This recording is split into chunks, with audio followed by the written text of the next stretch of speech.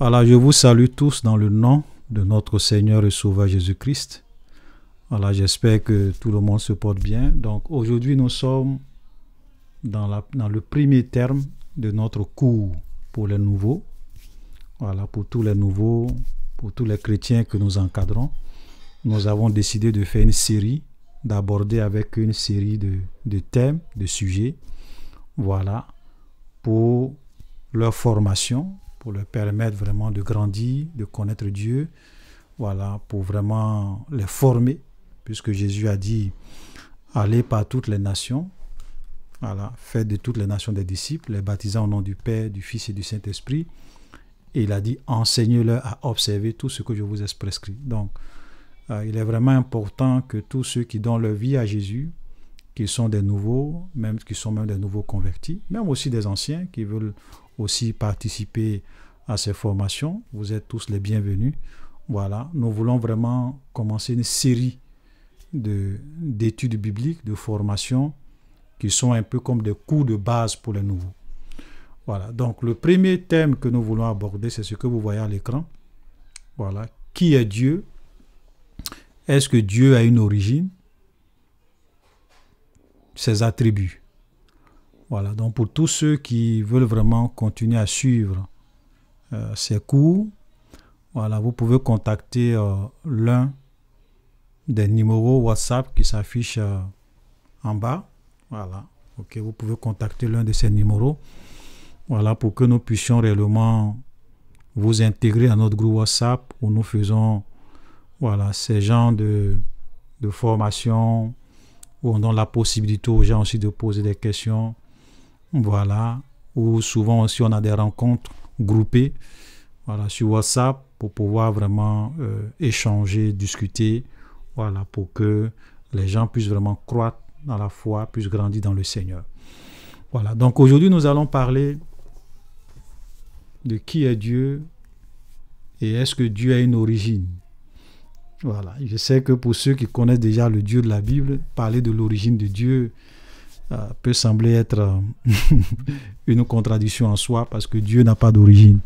Mais on pose ces questions sous cette forme-là, comme c'est pour des nouveaux, parce que ce sont des questions qu'on s'est toujours posées, même quand on était encore enfant, même quand on n'était pas converti. Ce sont des questions qui nous revenaient souvent à l'esprit. Mais Dieu lui-même, qui l'a créé, est-ce qu'il a une origine? Est-ce qu'il a un commencement? Oui, c'est vrai que Dieu nous a créés, mais Dieu lui-même qui l'a créé, d'où il vient? Voilà, donc c'est pour cela que nous posons ces questions comme ça, parce que ce sont des questions qui nous parlent. Ce sont des questions, ce sont des interrogations qu'on s'est souvent posées. Ok?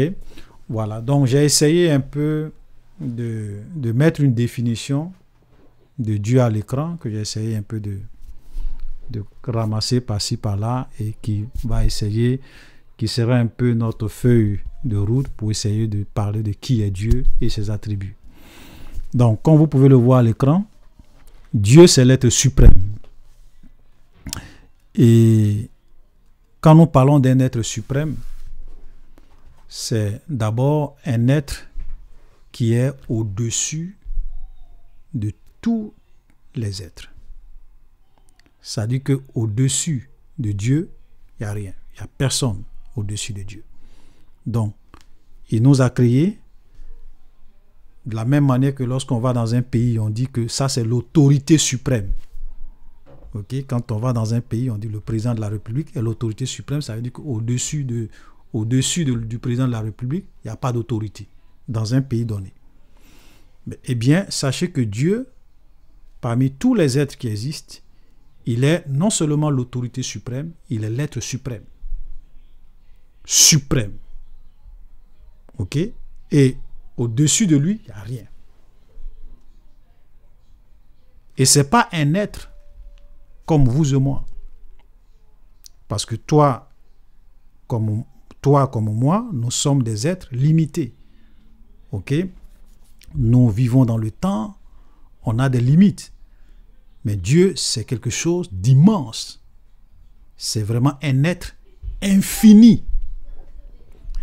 Vous savez, quand on parle d'un être infini, tu parles d'un être que tu ne peux pas saisir, que tu ne peux pas dimensionner, que tu ne peux pas contenir. C'est-à-dire qu'il te transcende, il te dépasse. Dieu n'a pas de limite. L'infini, pour ceux qui ont fait un peu la mathématique, quand on parle de l'infini, c'est quelque chose d'insaisissable, quelque chose qu'on ne peut pas quantifier, quelque chose qu'on ne peut pas mesurer, quelque chose qu'on ne peut pas définir. Donc Dieu est un être que tu ne peux pas définir, que tu ne peux pas limiter. C'est un être infini, un être qui est insaisissable par notre intelligence humaine. C'est pour cela que la parole de Dieu nous dit dans le livre de Job, sous forme d'interrogation, que nul ne peut parvenir à la connaissance parfaite du Tout-Puissant. Ça veut dire que même la connaissance que nous avons de Dieu, c'est une connaissance limitée. Même certains attributs qui nous permettent de connaître, c'est vraiment, même nos mots n'arrivent pas réellement à expliquer les profondeurs de ce qu'il est. Ok? Donc, c'est l'être suprême. Il est unique. Donc, étant l'être suprême, il est unique parce qu'il ne peut pas avoir deux êtres suprêmes. Il est unique. Et quand on dit que Dieu est unique, ça veut dire que il n'y a pas deux dieux. Il n'y a pas trois dieux. Il n'y a pas quatre dieux. Il est unique. Alléluia. Voilà. Donc, il y a un seul Dieu, un seul créateur, un seul être suprême qui a tout créé et qui a amené toutes choses à l'existence. Alléluia. Alors, on peut même lire quelques passages sur l'être suprême qui est Dieu. Amen. Voilà, donc nous allons lire Ésaïe 45. Voilà, donc là nous sommes bien dans Ésaïe chapitre 45, le verset 5. Ok, je suis l'Éternel. Il n'y en a point d'autre. Hors moi, il n'y a point de Dieu. Ok, j'espère que on voit très bien. Je vais peut-être mettre en rouge pour qu'on puisse... voilà. Donc, tout à l'heure, j'ai dit que Dieu, il est unique. C'est un être suprême, mais un être suprême qui est unique. Il n'y a pas son 2, il n'y a pas son 3. Il est unique. Donc, et lui, il te le dit. Il dit, je suis... Excusez-moi, je vais bien... Voilà, je veux vraiment qu'on puisse bien voir. Il dit, Ésaïe 45, le verset 5, je suis l'Éternel, il n'y en a point d'autre. Hors moi, il n'y a point de Dieu. Je t'ai saint avant que tu ne me connusses. C'est enfin que l'on sache du soleil levant au soleil couchant que hors moi, il n'y a point de Dieu. Je suis l'Éternel, il n'y en a point d'autre. Voilà. Donc ça, déjà, ça nous montre que le Dieu de la Bible, c'est un Dieu qui est unique. Non seulement unique, mais universel. On a dit tout à l'heure, il nous transcende, transcendant. Donc, Dieu est un être transcendant, c'est un être qui nous dépasse. Même l'intelligence que nous avons, c'est Dieu qui nous a donné cette intelligence. Vous savez, l'homme a été créé à l'image de Dieu. Et l'homme souvent manifeste certaines caractéristiques de Dieu. Par exemple, nous les hommes, nous sommes intelligents. Le fait que tu aies une intelligence, ça prouve que cette intelligence-là est une image de l'intelligence de Dieu. Si toi, tu as une intelligence limitée, sache que Dieu, il a une intelligence infinie. On va voir ça tout à l'heure. Si toi, tu manifestes l'amour, tu manifestes, ayant été créé à l'image de Dieu, tu manifestes l'image. Ça veut dire que Dieu lui-même, il est amour. Ok? Si réellement, tu as une volonté qui te permet de décider, ça veut dire que Dieu lui-même, il a une volonté, étant l'être suprême, il a une volonté, il décide, il est souverain. Nous allons voir ça tout à l'heure. Voilà. Donc Dieu, il nous transcende, il nous dépasse. Donc nous qui sommes ces créatures, nous ne pouvons pas le saisir. On ne peut pas le quantifier. C'est pour cela que tout à l'heure je disais que c'est un être infini. Donc il est transcendant. il nous dépasse. Tu peux même utiliser les mots que tu veux. Même les mots que tu utilises ne te permettront jamais de connaître, d'avoir une connaissance parfaite du Tout-Puissant. Parce qu'il te dépasse, il te transcende. Dieu est universel. Donc ce Dieu créateur, il est universel. Et parce qu'il est universel, ce n'est pas le Dieu d'un peuple. Ce n'est pas seulement le Dieu d'un peuple, comme certaines personnes le disent. Ah oui, nous les Africains, on a nos dieux. Les gens nous ont apporté les dieux étrangers. Non.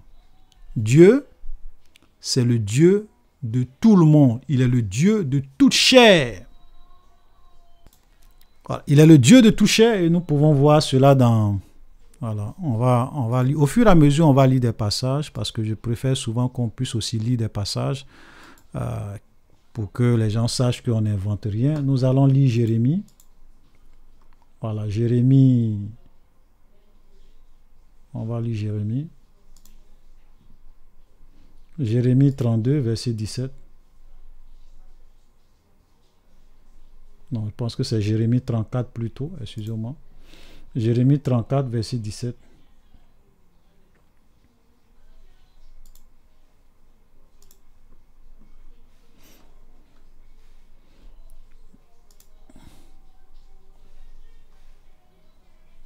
Jérémie 32, pardonnez, voilà, excusez-moi, je me suis un peu perdu. Donc, Jérémie 34, le verset 27, au lieu du verset 17, il dit « Je suis l'Éternel, le Dieu de toute chair.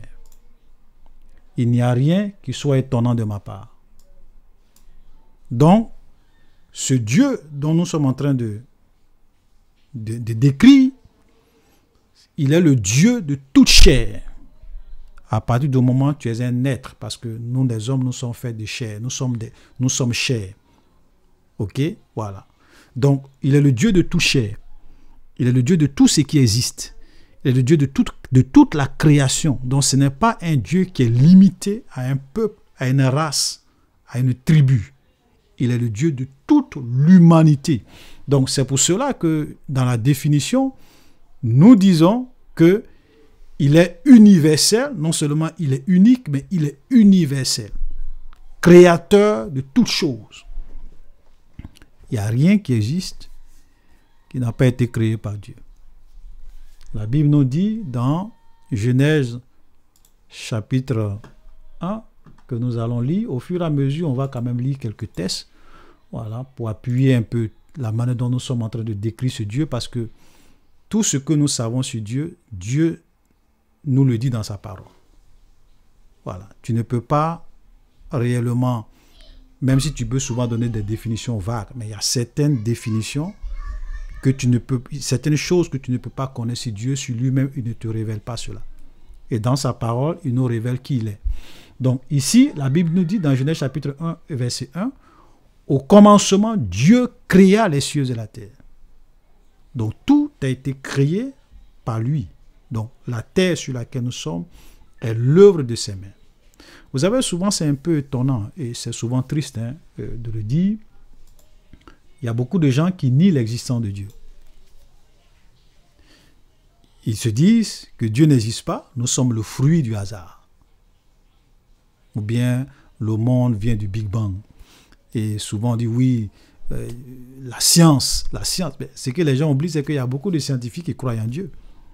Il y a beaucoup de scientifiques même qui démontrent l'existence de Dieu au travers même de la science elle-même. Parce que, regardez,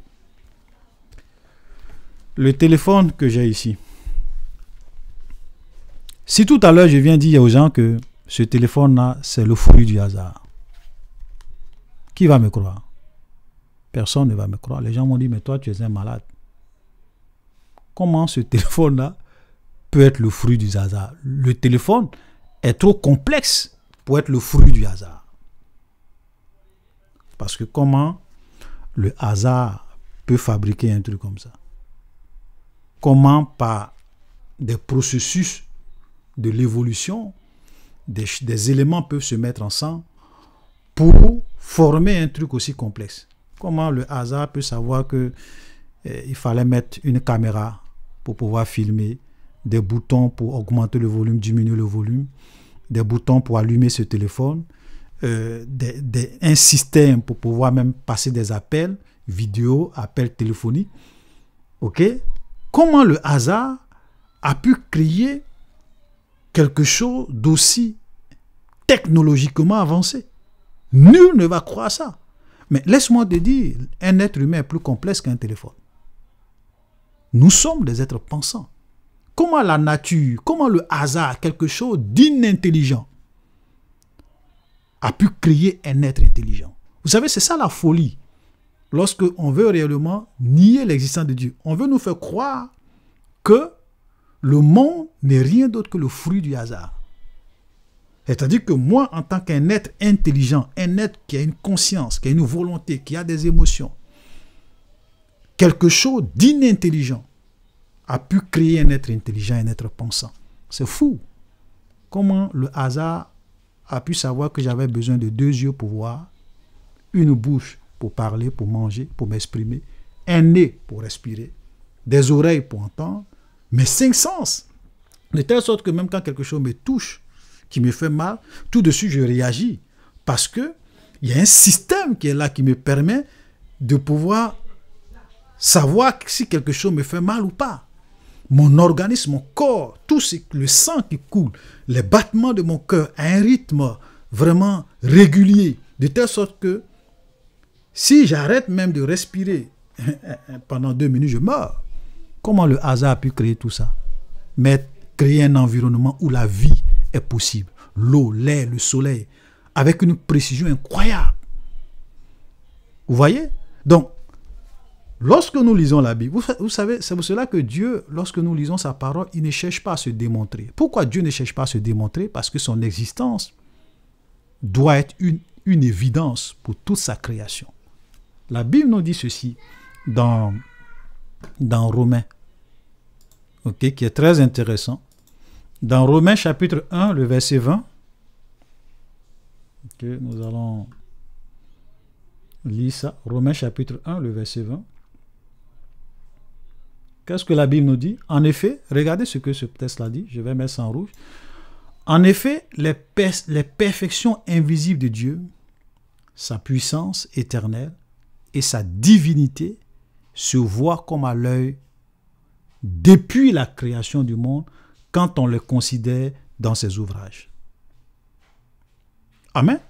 Ça veut dire que lorsque je regarde la création, lorsque je regarde l'être humain que je suis, lorsque je regarde le monde et que j'observe avec intelligence et que je regarde,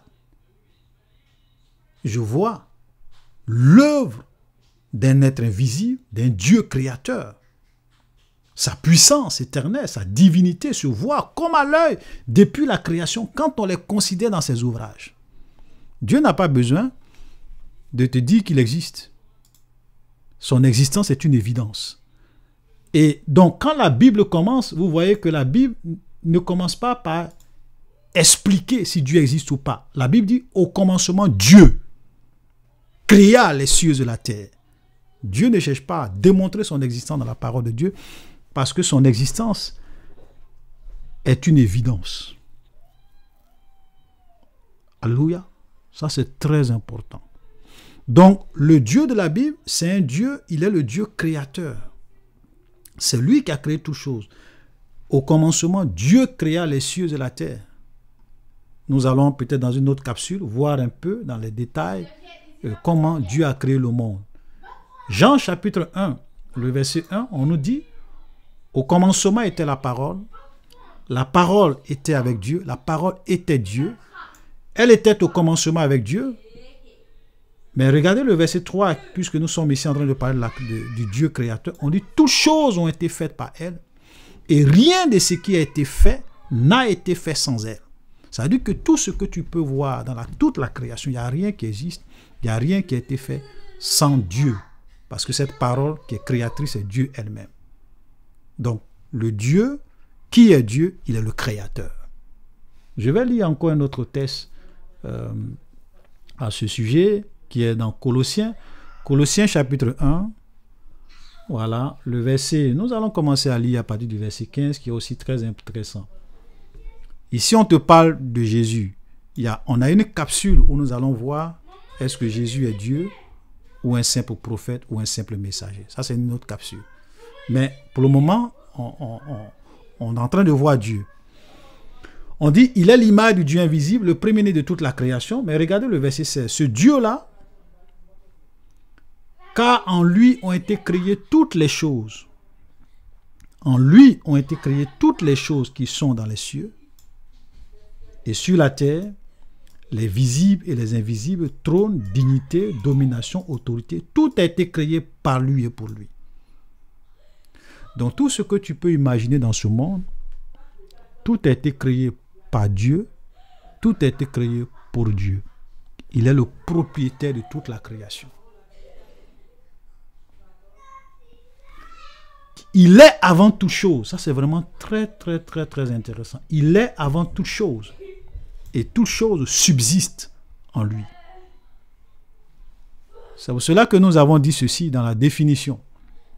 On a dit qu'il est le créateur de toutes choses, mais il existe. Il a toujours existé. Et il existera toujours. Dieu ne peut pas cesser d'exister. Et Dieu ne peut pas cesser d'être Dieu. Donc, avant, même le temps, c'est pour cela qu'il existe avant, il a toujours existé, il existera toujours avant et après l'univers. Même avant l'univers, Dieu, c'est-à-dire que même si l'univers est détruit, Dieu continue à exister, parce qu'il existait avant l'univers. Et donc, avant et après le temps, nous devrons savoir que Dieu n'existe pas dans le temps. Le temps est une création de Dieu. C'est pour cela que nous les hommes, on a souvent des problèmes. Parce que, pourquoi j'ai dit ça? Parce que souvent on se dit, ah oui, mais Dieu qui l'a créé. Vous savez pourquoi on pose cette question? Nous posons cette question parce que lorsqu'on dit Dieu qui l'a créé, nous sommes en train de faire entrer dans l'équation la notion du temps. Quand tu dis, mais c'est vrai, Dieu nous a créés, mais Dieu lui-même, qui l'a créé? Tu es en train d'introduire la notion du temps, parce que on existe à partir d'un temps donné. Nous, les créatures finies, nous avons été créés à un moment donné. Les anges ont été créés à un moment donné, dans le temps.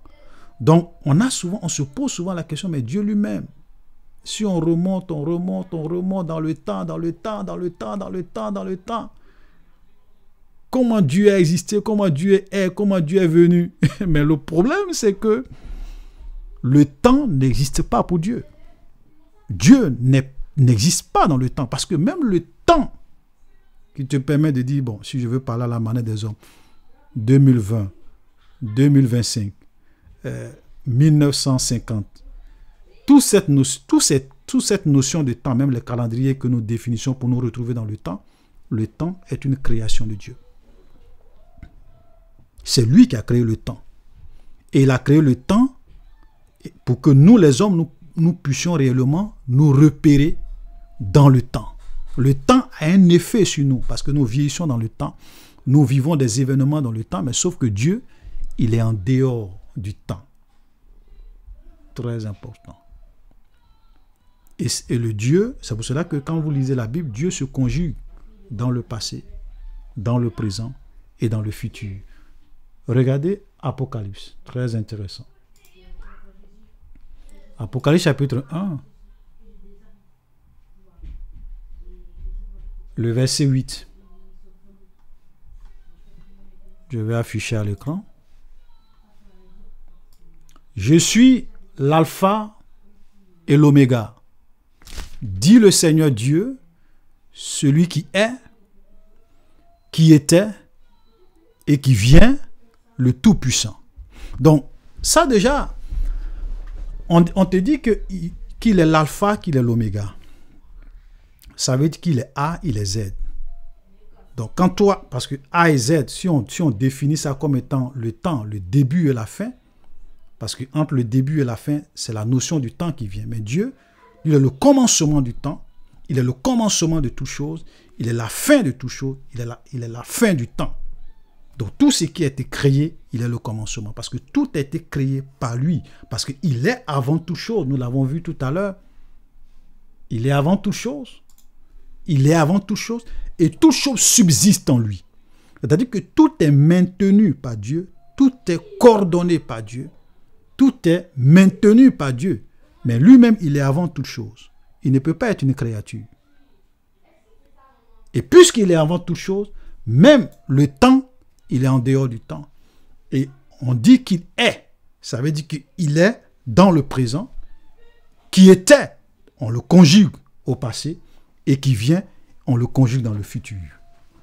Ah, c'est le Dieu éternel. Alléluia. Un être éternel est un être qui n'a ni commencement, ni fin. Donc, parler de l'origine de Dieu, comme je le disais, c'est une contradiction. On ne peut jamais parler de l'origine d'un être éternel. Parce que, à partir du moment où tu parles d'un être qui est éternel, tu es en train de parler d'un être qui n'a ni commencement, qui n'a pas de fin. Donc, avant Dieu, ça n'existe pas. Je répète encore. Avant Dieu, ça n'existe pas. Parce qu'il est le commencement. Tout a commencé par lui. Il est le début de toute chose. Il est éternel. Il n'a ni commencement, il n'a ni fin. Très important. Donc, le Dieu de la Bible est donc un Dieu qui est en dehors du temps. Le temps est une création. Donc, c'est lui qui a créé. Excusez-moi. C'est lui qui a créé l'univers et c'est lui qui a créé le temps. Voici le Dieu. Je reprends donc le Dieu de la Bible. C'est l'être suprême, unique, transcendant, universel, créateur de toutes choses. Il a toujours existé. Il existera toujours. Même si plus rien, si tout a été détruit, même si l'univers cesse d'exister, Dieu existera toujours. Il est avant et il est après l'univers. Avant l'univers, parce que l'univers, c'est lui qui a créé l'univers. Même si l'univers aujourd'hui est détruit, il continuera d'exister. C'est pour cela qu'on dit qu'il est avant, il est après l'univers. Donc avant le temps et après le temps, même si le temps s'arrête, Dieu continue d'exister. Alléluia. Dans l'Ancien Testament, il se nomme Yahvé. Mais quand on dit Yahvé, c'est la prononciation du nom de Dieu qui s'écrit YHWH. Nous allons lire Exode. Parce que Dieu dit à Moïse qui il est. Dans Exode chapitre 3, il donne son nom. Donc le Dieu de la Bible a un nom propre. Il a plusieurs noms dans la Bible, mais donc il a un nom. Son nom, c'est pas Allah. Son nom, c'est pas une force de l'univers. Il a un nom. Il s'appelle Yahvé. Donc on peut prononcer ça comme Yahvé ou Yahweh. Et voici ce qu'il dit lorsqu'il se révèle à Moïse. Ok, qui est très intéressant. Je vais afficher le... Voilà, Exode chapitre 3. Donc on est bien dans Exode. Voilà, Exode chapitre 3. Et nous allons lire à partir du verset 13, qui est très intéressant. Là, Dieu va donner son nom à Moïse. Comme je l'ai dit, Dieu a plusieurs noms, mais je prends ce passage-là, je fais exprès, parce qu'il faudrait que vous sachiez que le Dieu de la Bible, il a un nom. Voilà. Ok? Moïse dit, c'est-à-dire que Dieu vient voir Moïse, dit à Moïse, je t'envoie en Égypte pour que tu aies libéré mon peuple. Et regardez ce que Moïse va lui dire. Moïse dit à Dieu, j'irai donc vers les enfants d'Israël. Je leur dirai, le Dieu de vos pères m'envoie vers vous. Mais s'ils me demandent quel est son nom, que leur répondrai-je? Parce qu'il y a beaucoup de dieux. Il y avait beaucoup de dieux en Égypte. Et chez certains peuples, il y a plusieurs dieux. Mais ils vont te dire, oui, tu dis que le Dieu de nos pères. Mais quel est le nom de ce Dieu? Il dit que les gens vont lui poser cette question. Et qu'est-ce que lui doit répondre? Parce qu'il ne peut pas venir dire, oui, Dieu, Dieu. Mais Dieu, c'est vague. Tu vas chez tout le monde, ceux-là disent que ils sont Dieu. On dit, voilà, nous, c'est notre Dieu qui est là. Mais Dieu, quel est ton nom? Et regardez, l'Éternel dit à Moïse, je suis celui qui suis. Ah, je suis celui qui suis. Et il ajouta, c'est ainsi que tu répondras aux enfants d'Israël, celui qui s'appelle je suis m'a envoyé vers vous. Et il dit au verset 15, Dieu dit encore à Moïse, tu parleras aux enfants d'Israël en disant l'Éternel. Vous voyez? Le mot éternel, c'est le nom de Dieu que les gens ont traduit ici par l'éternel. Mais quand vous allez dans la Bible hébraïque, c'est un tétragramme. YHWH qu'on peut prononcer Yahvé ou Yahweh. Ça veut dire que Yahweh, c'est le nom de Dieu. Il dit, tu diras aux enfants d'Israël, Yahweh ou bien Yahvé, le Dieu de vos pères, le Dieu d'Abraham, le Dieu d'Isaac, le Dieu de Jacob. Donc le Dieu de vos pères s'appelle Yahvé. Mais comme je le dis, c'est un tétragramme. Ce sont des consoles qu'on peut prononcer Yahvé ou bien Yahweh. Il dit, le Dieu de vos pères, le Dieu d'Abraham, le Dieu d'Isaac, le Dieu de Jacob, m'envoie avec vous. Voilà mon nom pour l'éternité. Voilà mon nom de génération en génération, Yahvé. Donc Dieu a un nom. Ce n'est pas un Dieu impersonnel. Ok? Il a un nom. Et le nom Yahvé, quand il dit je suis ou je suis celui qui est, c'est-à-dire qu'il est, qu'il existe. Donc il n'a pas de commencement. Il existe. Et tout existe, tout n'existe que parce que Dieu lui-même il existe. Très fort. Je suis celui qui suis. J'existe. Je n'ai pas de commencement. Je n'ai pas de fin. Et tout existe parce que moi j'existe. Parce que je suis le créateur de toutes choses. Je suis celui qui est. Alléluia. Donc je suis Yahvé, le tétragramme YH, c'est le nom de Dieu. Voilà comment il se définit. Donc cet être-là, frère, il est créateur. Dieu, il est créateur. Il est éternel. Il est la vie éternelle. Il est omniscient. Il est omnipotent. Il est omniprésent. Il est saint. Il est parfait. Il est amour. Il est la vérité. Il est la cause des causes. Quand on dit la cause des causes, il est la cause des causes. Et quand on dit qu'il est la cause des causes, ça veut dire que, je sais, il y a une expression, il est la première cause de toute chose. Ça veut dire que la cause de la cause. Ça veut dire que si tu existes, c'est parce que Dieu existe. Si l'univers existe, c'est parce que Dieu existe. C'est pas le Big Bang. Il est la première cause de toute chose. Il est le référentiel absolu. Le référentiel absolu. C'est-à-dire que quand on dit qu'il est le référentiel absolu, pour ceux qui ont fait un peu les maths, le référentiel absolu, c'est-à-dire que tout se définit ou bien tout se mesure par rapport au référentiel. Tout s'explique par rapport au référentiel. Ça veut dire que même la notion du bien et du mal, ça se définit par rapport à l'être. À l'être divin, ça se définit par rapport à Dieu. Parce qu'il est la morale absolue, il est le centre de tout, il est le but de l'existence. Tu enlèves Dieu, il n'y a plus rien. Tu enlèves Dieu, tout devient relatif. Voilà. Tout n'a pas de sens. Même les gens qui croient que Dieu n'existe pas, quand tu leur dis, mais si Dieu n'existe pas, c'est que le mal et le bien n'existent pas, parce que nous sommes le fruit du hasard. Puisqu'il n'y a pas une morale absolue, il n'y a pas un Dieu qui est juste, qui coordonne toutes choses, à qui nous devons rendre compte. Ok? Donc, si Dieu n'existe pas, moi, je peux tuer quelqu'un et puis ce n'est pas le mal.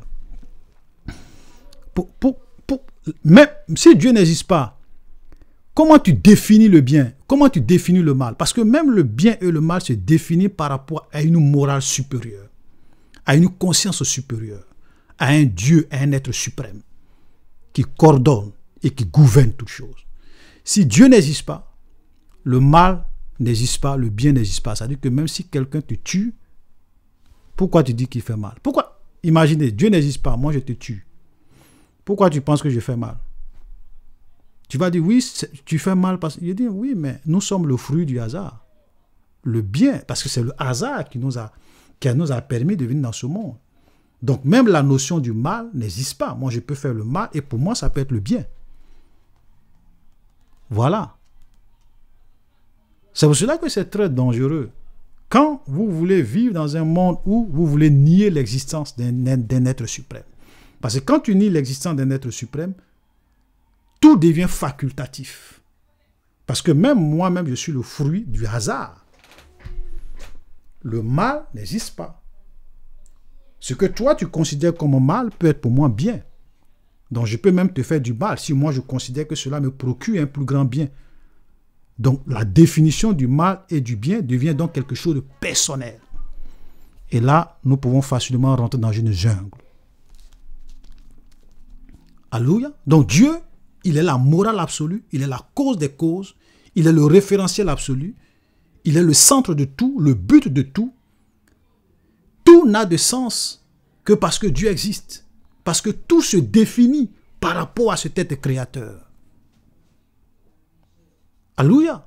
Sans Dieu, la vie et l'existence n'ont pas de sens. C'est-à-dire que nous sommes comme notre vie n'a pas de sens. Nous vivons et nous mourons et après ça, plus rien. Donc pendant notre vie, les gens peuvent nous tuer, nous maltraiter, nous détruire. Et n'ont de compte à rendre à personne parce que le monde n'est que le fruit du hasard. Alléluia. C'est pour cela que même beaucoup de scientifiques, parce que les gens pensent que tous les scientifiques croient en la théorie du Big Bang. Même la théorie du Big Bang, ce n'est pas une théorie scientifique. C'est une théorie. On vous dit la théorie de l'évolution, c'est une théorie. Il n'y a rien de scientifique, il n'y a rien de prouvé dedans. Les histoires de sélection naturelle, il n'y a aucun fondement. Beaucoup de scientifiques croient en l'existence, et beaucoup de scientifiques croient en l'existence de Dieu. Et même les scientifiques, qui ont été souvent même des grands, croyaient en l'existence de Dieu. Je dis bien des grands. Alléluia. Parce qu'ils voient que lorsqu'ils regardent l'univers, même tout ce qu'ils découvrent dans le monde, mais tout ça, même les lois de la nature, ne sont que le fruit d'un être suprême intelligent. Et cet être suprême qui est derrière tout ça, c'est Dieu. Créateur, il a tout créé. Éternel, et je voulais encore dire éternel, il n'a ni commencement, il n'a ni fin. La Bible nous dit ceci. La Bible nous dit ceci dans Hébreux, voilà, que nous allons lire Hébreux 7.3, très intéressant. Hébreux chapitre 7, le verset 3. On te parle de Melchizedek, mais ce Melchizedek qu'on décrit ici, c'est Dieu. Mais regardez ce qu'il a dit de lui. On dit qu'il est sans père, sans mère, sans généalogie, qui n'a ni commencement de jour, ni fin de vie, mais qui est rendu semblable au Fils de Dieu. Donc, le seul être dans tout l'univers qui est sans père, qui est sans mère, qui est sans généalogie, surtout qui n'a ni commencement de vie, ni commencement de jour, ni fin de vie, c'est ça qu'on appelle un être éternel. Un être éternel, et il y a un seul être éternel, c'est Dieu. Donc, seul Dieu n'a pas de commencement de jour, seul Dieu n'a pas de fin. Et ce Dieu qui est n'a pas de qui est éternel, il a aussi quoi? Il est la vie éternelle. Vous savez, la vie éternelle, c'est une personne. Hein? Parce que quand on parle de la vie, en réalité, la vie éternelle, c'est une vie qui n'a ni commencement, qui n'a ni fin.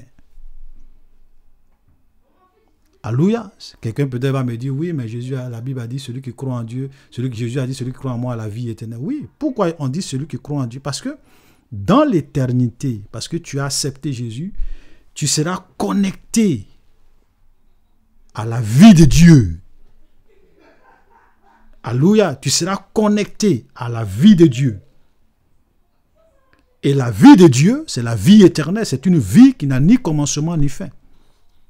La Bible, Jésus même définit. Or, la vie éternelle, c'est qu'ils te connaissent, toi, le seul vrai Dieu. La vie éternelle, c'est connaître Dieu.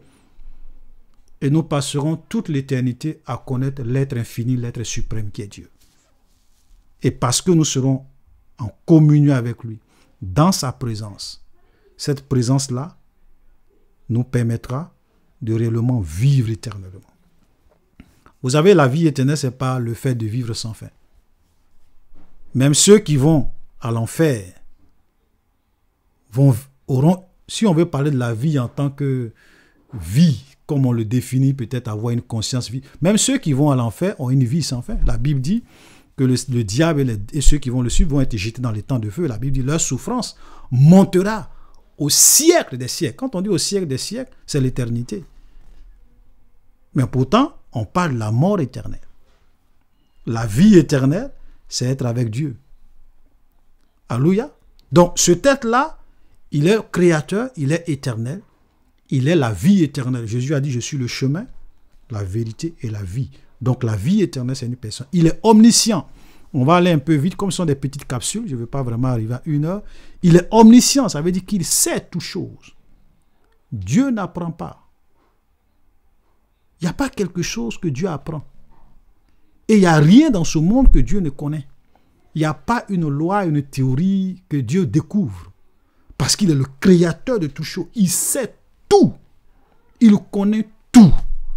Son intelligence est infinie, n'a pas de limite. Dans le psaume 147, regardez le psaume 147, le verset 5, on est bien dans le psaume. Voilà, le chapitre 147, le verset 5. On dit, notre Dieu est grand, puissant par sa force, son intelligence n'a point de limite.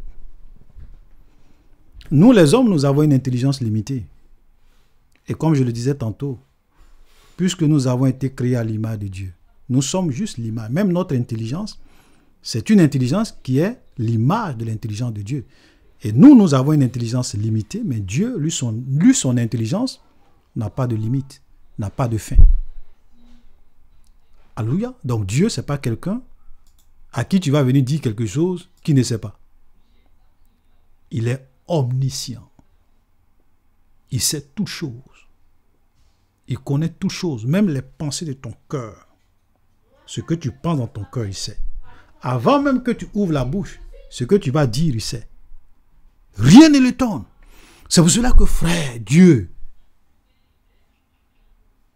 c'est quelque chose de grand, de puissant. Tu n'as aucune idée. Il est omnipotent, il est tout puissant. On a lu tout à l'heure un verset. Excusez-moi, j'ai lu juste quelques versets. Il y a beaucoup de versets, mais on peut pas, je ne veux pas que ça soit long, donc j'ai lu juste quelques versets. Ok? Apocalypse chapitre 1, le verset 8 que nous avons lu tout à l'heure, il dit, je vais afficher le texte, voilà. Apocalypse chapitre 1, le verset 8, je suis l'alpha et l'oméga, le Seigneur Dieu, celui qui est, qui était, qui vient, le tout-puissant. Donc, il est tout-puissant. Quand on dit tout-puissant, ça veut dire que rien ne lui est impossible. Il n'y a pas quelque chose que Dieu ne peut pas faire. Jésus même le dit. Rien n'est impossible à Dieu. Dans Luc chapitre 1, que nous allons lire aussi rapidement. Il y a tellement de textes, mais bon. Verset 37. Car rien n'est impossible à Dieu. Rien. Alléluia. Donc, ce Dieu-là, non seulement il est omniscient, il est omnipotent, il est tout puissant. Rien ne lui est impossible. Rien, absolument rien. Et ça, c'est souvent quelque chose qui nous fatigue. Et c'est pour cela qu'on se dit, oui, mais si Dieu est tout puissant, pourquoi le mal? Pourquoi le péché? On va parler il y a une autre capsule pour ça. Si Dieu existe, pourquoi le diable existe? Pourquoi il permet au mal d'exister? On va répondre à ça dans une autre capsule. Vous allez comprendre. Parce que nous, les hommes, on se croit souvent plus saint, plus parfait, plus intelligent que Dieu. Et c'est souvent ces genres de questions qui poussent les gens à dire que Dieu n'existe pas. Mais le Dieu de la Bible est non seulement omniscient, il est non seulement omnipotent, il est aussi omniprésent. C'est-à-dire qu'il est partout en même temps. Dieu n'est pas un être comme toi et moi. Pour dire que quand il est ici, il ne peut pas être de l'autre côté. Dieu, il est partout en même temps. Et ça, c'est quelque chose, on se dit, mais comment cela est possible? Omniprésent. Aucun être n'est omniprésent. Même les anges, même le diable ne peut pas être dans deux endroits en même temps. Mais Dieu, lui, il est partout. Alléluia. Et nous allons lire un texte à ce sujet. Donc nous allons lire un texte rapidement. Ici, c'est Jérémie 23. Voilà, le verset 23. Ne suis-je un Dieu que de près? Donc, Dieu pose. Est-ce que moi je suis un Dieu que de près? Dit l'Éternel. Ne suis-je pas aussi un Dieu de loin? Ça veut dire que Dieu, c'est un Dieu, que tu sois, c'est un Dieu qui est près, c'est un Dieu qui est loin. Partout où tu t'en vas, il est là-bas. Quelqu'un se tiendra-t-il dans un lieu cassé sans que je le voie? Ça veut dire que Dieu dit, il n'y a pas quelqu'un qui peut se mettre dans un lieu que moi je ne vois pas. Parce que je suis partout. Et tu dis, dit l'Éternel, ne remplis-je pas moi les cieux et la terre, dit l'Éternel. C'est-à-dire que Dieu te dit que lui là, sa présence remplit les cieux, remplit la terre. Il est partout en même temps. Il voit tout. Et dans Proverbe 15, le verset 3, on te dit ceci, les yeux de l'Éternel sont en tout lieu, observant les méchants et les biens. Alléluia. Donc tous ceux qui font le mal aux États-Unis, Dieu les voit. Tous ceux qui font le mal en France, Dieu les voit. Même tous ceux qui font le mal dans le noir, dans les chambres, Dieu les voit. Alléluia. C'est pour cela que au jour du jugement, la Bible dit qu'il y aura des livres. Le livre des œuvres va venir. Et les gens seront jugés selon leurs œuvres. Pourquoi tu seras jugé selon tes œuvres? Parce que les yeux de Dieu sont partout. Alléluia. Dieu est un Dieu qui est omniprésent. Tu es dans ta chambre, il est là. Tu es dans ton salon, il est là. Jésus le dit, il dit, si deux ou trois d'entre vous, là où deux ou trois sont assemblés à mon nom, je suis au milieu d'eux. Donc quand des gens sont rassemblés en Côte d'Ivoire en train de prier, Jésus est au milieu d'eux. Ils sont en France, Jésus est au milieu d'eux. Ils sont aux États-Unis. Parce que Dieu, il est partout. Il n'a pas de limite. Il peut être là et être là-bas. Parce qu'il est présent partout. C'est vrai qu'il peut manifester sa présence de façon puissante, palpable à un endroit donné. Mais ne fais jamais l'erreur de penser qu'il est seulement dans cet endroit. Parce qu'il est partout. Amen. Donc, voici un peu, en quelques mots, ce que nous pouvons dire. Ça, ce sont juste quelques attributs, quelques caractéristiques de ce Dieu. Comme ce sont des petites capsules. Vous voyez, donc Dieu est créateur, il est éternel, il est la vie éternelle, il est omniscient, il est omnipotent, il est omniprésent, il est saint. Il n'y a pas de péché en Dieu. Il n'y a pas de mal en Dieu. Sa pureté est parfaite. Parce que lui-même, c'est un être parfait. Un être parfait, c'est un être qui ne change pas. Parce qu'il est déjà parfait. Il est parfait dans son omniscience, il est parfait dans sa connaissance, il est parfait. Il est parfait dans sa puissance, il est parfait dans son omniprésence. Tous ses attributs, il est parfait, il est l'absolu. Et parce qu'il est parfait, c'est un être qui ne change pas. Dans son essence, Dieu ne change pas. Si tu ajoutes quelque chose sur Dieu, il n'est plus parfait. Si tu enlèves quelque chose, il n'est plus parfait. C'est ça la notion de la perfection. C'est-à-dire que quand on parle de la perfection absolue, quelque chose qui est parfait, tu ne peux plus ajouter, tu ne peux plus retrancher. Parce que si tu ajoutes, il n'est plus parfait. Si tu enlèves, il n'est plus parfait. Dieu est parfait. Même dans son amour, il est parfait. C'est aussi un Dieu de justice. Oui. Comme je le dis, si Dieu n'existe pas, là, même le bien et le mal devient facultatif. Donc, il est la justice absolue. C'est pour cela que peu importe les gens qui peut-être arrivent à dribbler la justice des hommes, à falsifier la justice, laisse-moi te dire, il y a une justice absolue. Et là, personne ne peut échapper à cette justice. Et pendant que tu es sur la terre, il te donne le temps, tu vis. Ouais. Parce qu'il a dit, il est permis à l'homme de mourir une seule fois, après quoi vient le jugement. Donc, quand les hommes meurent, ils vont maintenant faire face à la justice des justices, c'est-à-dire que la justice absolue de Dieu, parce que Dieu lui-même, il est justice. Alléluia. Saint, parfait, amour, justice, vérité. Il est la vérité. Frère, vous savez, il y a des gens qui disent, oui, chacun a sa vérité. Chacun n'a pas sa vérité. Il y a une seule vérité. Et cette seule vérité, c'est Dieu, c'est l'être suprême. Jésus a été clair, je suis le chemin. Il n'a pas dit j'ai la vérité. Je suis la vérité. Et je suis la vie. La vérité, c'est une personne. C'est pour cela que je dis, il est le référentiel absolu. Le bien et le mal se mesurent par rapport à lui. C'est ce que lui dit qui est bien, qui est bien. C'est ce que lui dit qui est mal, qui est mal. Vous pouvez voter vos lois, changer, transformer le mal en bien. Mais la vérité et l'absolu, la morale absolue, la justice absolue, tout se définit par rapport à cet être suprême qui est Dieu. En dehors de lui, il n'y a pas de vérité. Il est la cause des causes, il est le référentiel absolu, il est la morale absolue, il est le centre de tout, il est le but de l'existence. Voici Dieu. Alléluia. Et même avec tout ce que je viens de dire, ce n'est que une définition partielle de l'être divin. Parce que nul ne peut prétendre à la connaissance parfaite du Tout-Puissant. Donc Dieu, c'est quelque chose qui te transcende.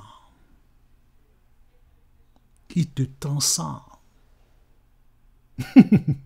Il te dépasse. Pendant que tu vis, fais la paix avec Dieu. Pendant que tu existes, fais la paix avec Dieu. Pendant que tu es dans ce monde, fais la paix avec Dieu. Parce que la justice absolue, tu n'y échapperas pas. La vérité absolue, tu n'y échapperas pas. Tu n'échapperas pas à son omniscience. Tout ce que tu fais dans le noir, il le sait. Tout ce que tu dis dans ton cœur, il le sait.